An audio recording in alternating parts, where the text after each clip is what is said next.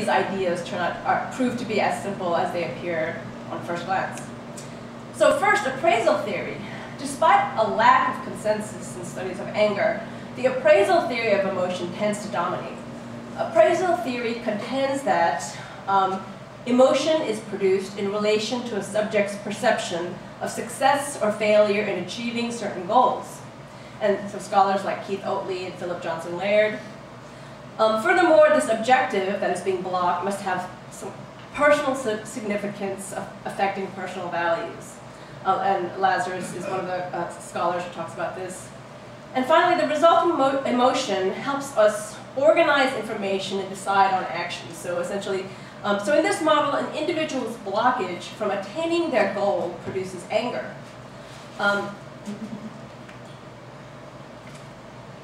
And this appraisal can be conscious or subconscious or unconscious. It can be semantically coded or not.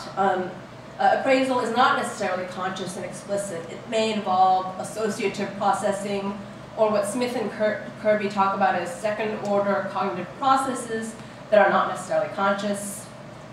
It can also be unconscious, sort of, I mean, that they're, even though sort of the notion of the unconscious in cognitive psychology is very different from the notion of the unconscious in psychoanalysis, there is still a kind of there is still a recognition of the notion that there are processes going on of which we are not conscious that affect how we perceive, our relationship to attaining certain goals. So that's appraisal, and that's the sort of most dominant theory of how cognitive psychologists understand emotion and understand anger as the blockage from the ability to reach that goal. Another another sort of part of the definition is the notion that anger is a reaction to a violation of norms, and this is sometimes linked to appraisal theory. So for example, on the one hand, a violation of norms comes into the picture. Some scholars argue that anger reinforces hierarchical social structures. So if you step out of line, then the policeman will hit you with a billy club or something. But it also, in terms of more sort of in context of more social struggle, it's also seen in the sense of like when you have a context of more social struggle, anger can also be seen as preventing against the subordination of the self. So for example, Fessler has theorized the male flash of anger as a way to short-circuit, more time-consuming processes of reasoning and negotiation, just to like defend the self. So it can be seen as a kind of like a repressive or a defensive tool.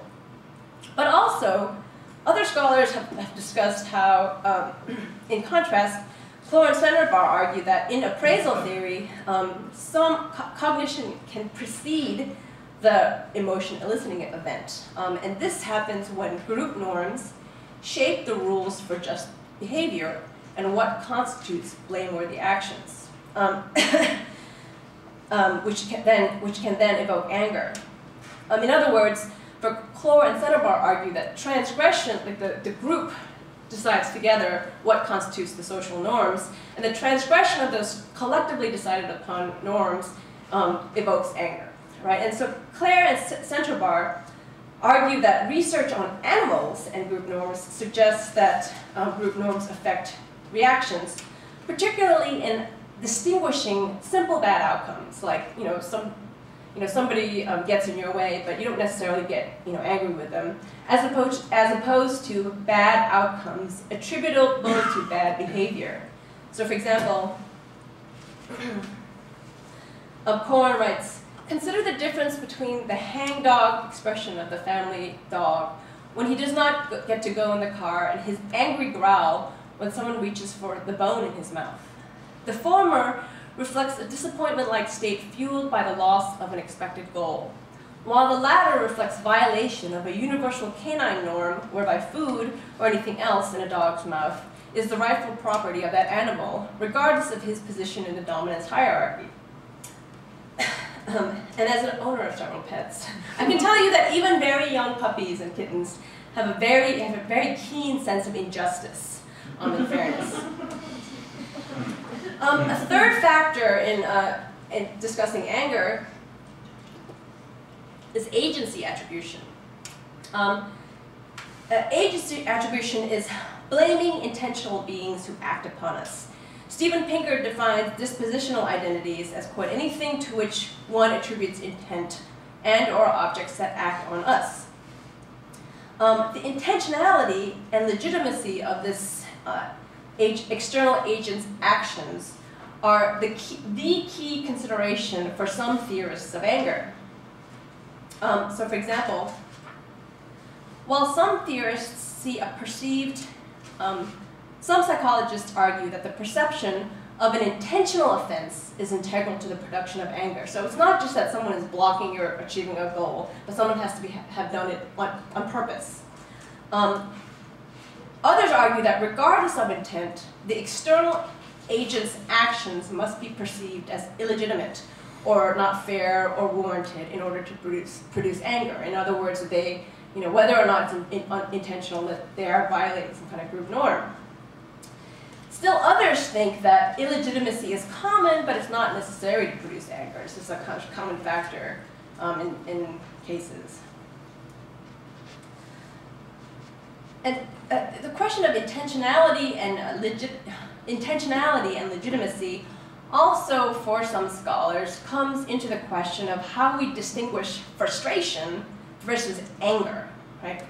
So for example, Clore and Sennebar argue that, quote, frustration becomes anger only when it becomes agent-focused, regardless of when in the sequence that happens. For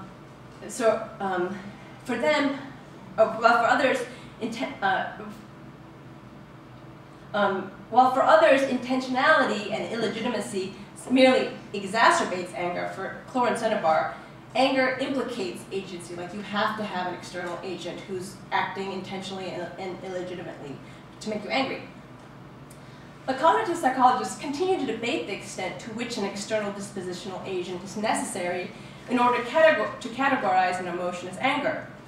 For example, while their literature review reveals that, quote, there is nearly complete agreement that someone or something, an external agent, must be seen as responsible for the negative event, if there is to be anger, Berkowitz and Harmon-Jones argue that subconscious factors such as physical pain and muscle memory come into play or account just as much. In contrast, others do not see agency as attribution as central to anger. So for example, Dollard in 1939 argues that obstructions to goal attainment or desire gratification, regardless of external agents or not, produces aggression. And you'll note here that Dollard is identifying aggression with anger, which is also another issue that we have to look at in a second. The third element is coping potential. Legitimacy and blame are connected to a third commonly concept. This third commonly discussed concept. Coping potential is, quote, having to do with a person's perceived ability to deal successfully with the eliciting event. Persons also have a sense of themselves as powerful, as having some control over what can happen in the situation.